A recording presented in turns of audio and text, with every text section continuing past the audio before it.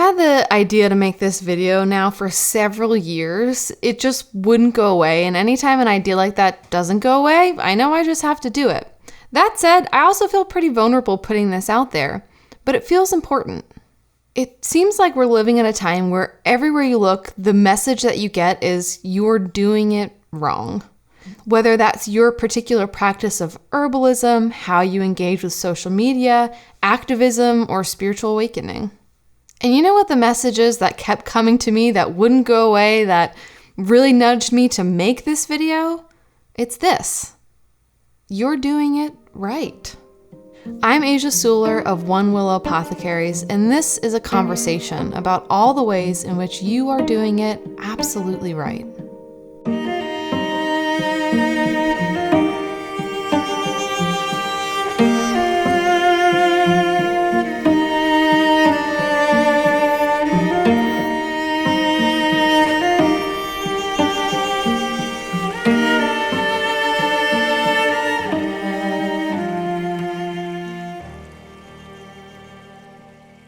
With social media and the internet, we're living in a time where absolutely anyone can voice their opinion on something at any time. We're also living in a time where information is easily available at our fingertips and our awareness is expanding. All of this is amazing and important. It's contributing to our expanded knowledge, to important movements in social justice and environmental justice. It's an amazing gift that we have with the internet.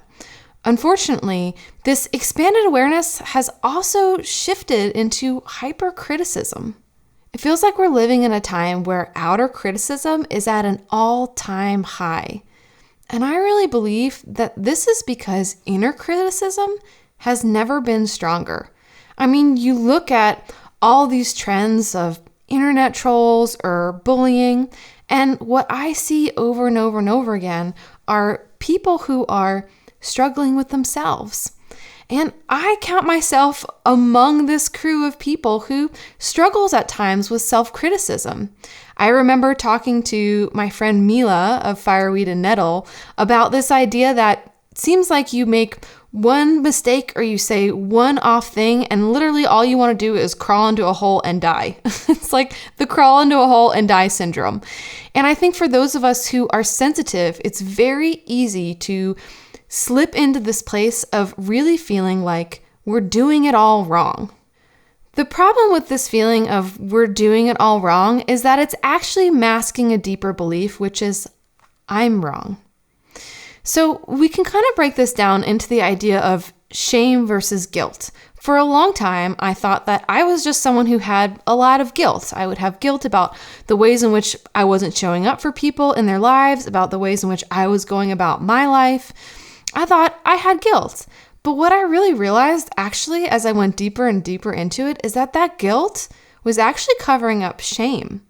So guilt is I've done something wrong.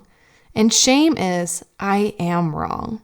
So guilt is an important part of functioning human society. Guilt lets you know when you step out of the bounds of what's expected of you within a society, which is important information to have. Shame, on the other hand, is incredibly debilitating. And what I see when I look around the world right now are so many people who have such deep shame about themselves and their inherent self-worth. And I think this message of you're doing it wrong really for a lot of people boils down to the feeling of I am wrong as I am. Now, this video is not negating the importance of having hard conversations, of looking at negative patterns in our own mindset, in the culture, of addressing things like racism, homophobia, transphobia, ableism. This is all super important. And I, for one, think it's so amazing that we're in a time where we can have these global conversations and everyone can have a seat at the table. But I really love this distinction of this idea of calling out versus calling in. So this idea of when you call out someone, you're often calling them out publicly in a public arena, and there's a lot of shame involved in that. Versus the idea of calling in. And typically this is described as reaching out to someone personally instead of calling them out in a public arena. But I actually like to expand this out even further and ask, when we're having these hard conversations, whether it's about watching someone in their herbal practice and thinking, ooh, that one practice is a little bit unsafe and I don't want you to hurt yourself, or whether we're talking about cultural appropriation within the herbal sphere. What if we called in people, meaning instead of ostracizing people, pushing them out to the boundaries, right, of respectable community, which to me, oftentimes that term calling out sounds like that. What if we call them in, meaning recognizing that we all are truly in this together and really applying to that person's goodness? Ultimately, we all are one. And I know that this term and this idea can often be used to negate difference, which is definitely not my intention, but I think it can be helpful to keep in mind when we are having these difficult conversations. One of the things that I like to do is when I'm approaching someone and I have something that's kind of hard to share or point out, I imagine that they're actually a part of my own self. And in truth, they are. And so when I'm having this conversation, I'm approaching them with the same kind of love and respect and actually opportunity for belonging that I would like to present to the parts of myself that feel ashamed, rejected, or wrong.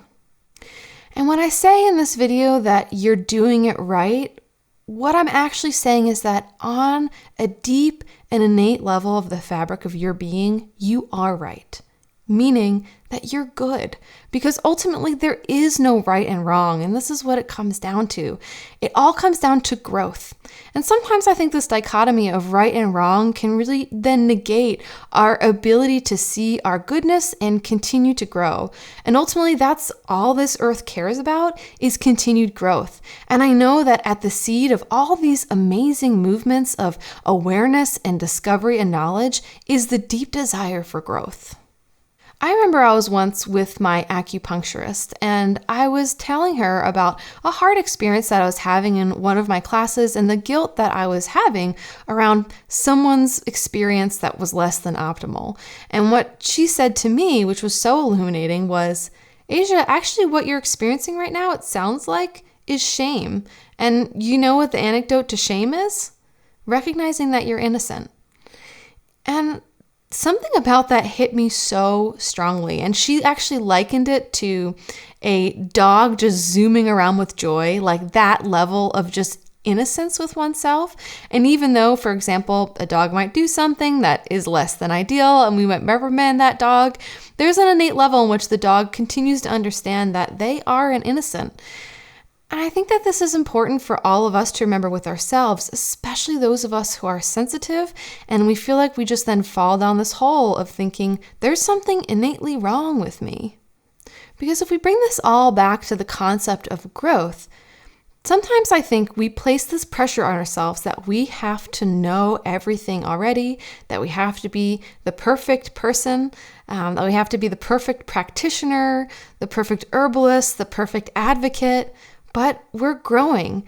We're all learning. We all come from different experiences and backgrounds where there were blind spots, where there were biases.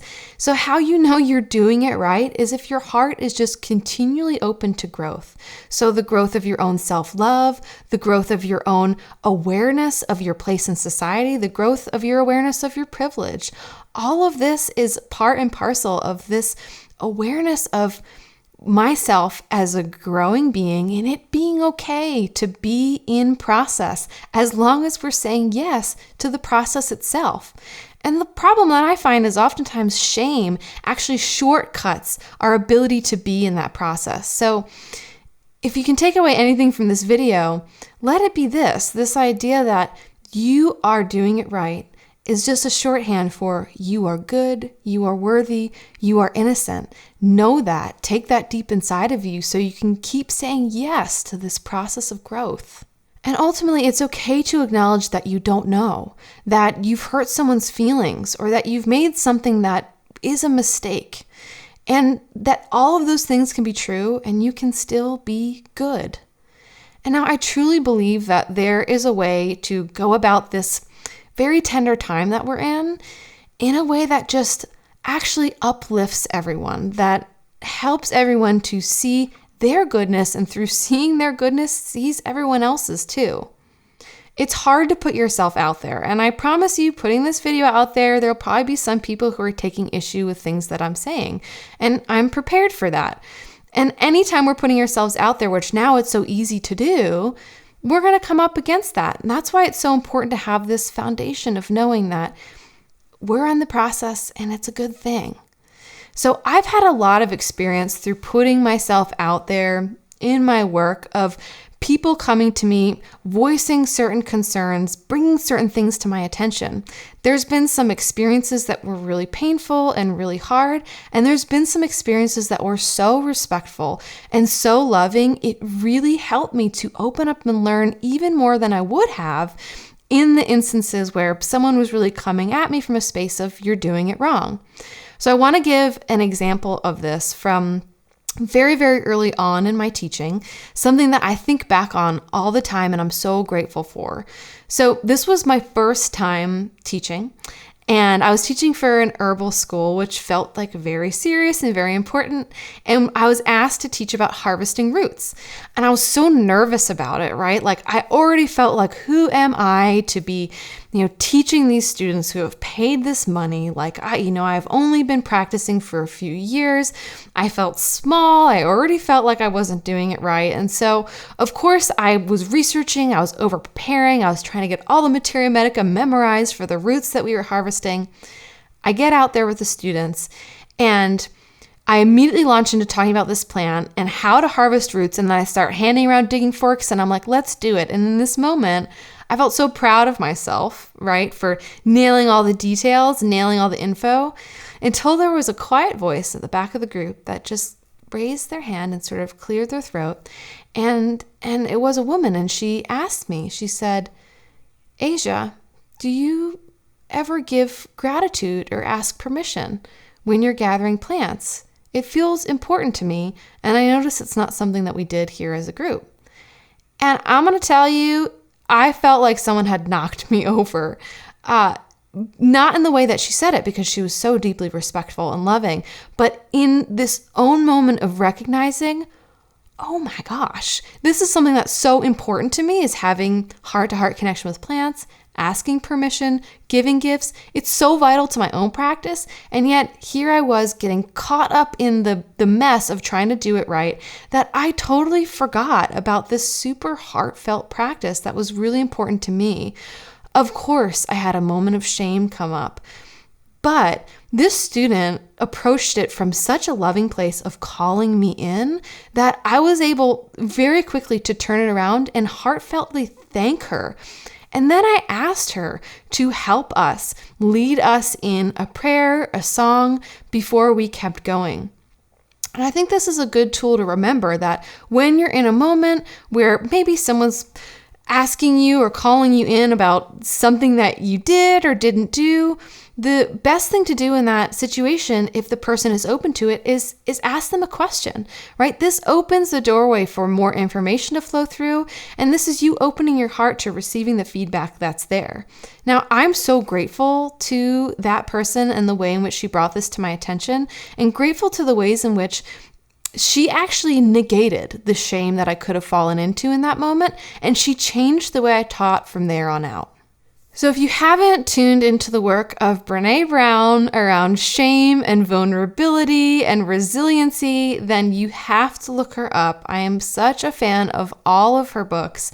I think they're so pertinent for this time. She also has an amazing couple TED Talks here on YouTube, so you can check that out. Brené Brown has an acronym called BRAVING. That's a bit of a systems check to be able to check in with yourself and a given interaction to find this level of self-trust, and also to be able to release shame and really just see things for as they are. So the acronym is BRAVING. So you can apply this to someone else, your interaction with someone else, or yourself. And let's do it now for ourselves, because I think a lot of this video is really about engaging with our own negative thought patterns about ourselves. So the B is boundaries. Did I respect my boundaries? Was I clear about where my boundaries are? Boundaries are really important, and it's important to set boundaries at times so we can have spaces to recoup, self-nourish, and do the learning and growth work that we need to do to become the really beautiful people and citizens and givers and healers and practitioners that we're meant to be. R is reliable. Was I reliable? Did I do what I said I was going to do? A is accountable. Did I hold myself accountable in this situation? V stands for vault. So when someone shares something with you in confidence, it's your responsibility to really protect that information. So V would stand for, did I really respect this vault? Did I really honor it? I think another thing here with the vault is asking myself, was this mine to share? And I think that this can come up when conversations around cultural appropriation. Was this my information to pass on? Was I given permission to pass this on? I think that goes along with the vault. I is integrity. Did I act from my integrity? And sometimes the answer to this might be yes. And you can act from your integrity and still realize that you've hurt people's feelings and that you have places to grow. Or you could have acted from your integrity and still realized, oh, wow, this practice that I thought was a certain way actually is a little bit different. And I can embrace that without then embracing this subconscious belief that I'm wrong for having done it the way that I did. N is about need. Did I ask for what I need, and was I non-judgmental and about myself and asking for help? In this process of putting ourselves out there, of really being a part of healing this larger collective that we're a part of, we're going to need help at times. So not feeling ashamed, reaching out for help from the people in your life that you know are there to support you. This is important. And then G, generosity. Was I generous with myself? And was I generous then with others? I think this piece of generosity is really important. Oftentimes we're not too generous with ourselves, right? We immediately shut ourselves down. We immediately go into our shame response. And oftentimes we're also not generous with other people, right? We hear something that's being shared to us about what we perceive as some way that we're doing it wrong, and we're not generous in our assumptions about where they're coming from, what their thoughts are about ourselves. So this generosity piece, I think, is such an important bridge to being able to have these fluid conversations, to being able to show up in the world, and really to be brave and daring in your own growth. Now, I want to keep having these conversations in the herbal world, in the spiritual world, and I'm not an expert. I'm really just talking about the things that have been helpful for me. And as always, my heart is continually open to growing and learning and sharing together. I think it's important that we continue to prioritize voices of people who have historically been marginalized in this conversation because they have so much to share. And truly, being able to understand perspectives from different parts of culture and society is what will heal the whole. So many of us have so much to learn, and that should feel exciting, right? We're not here to come and immediately be perfect.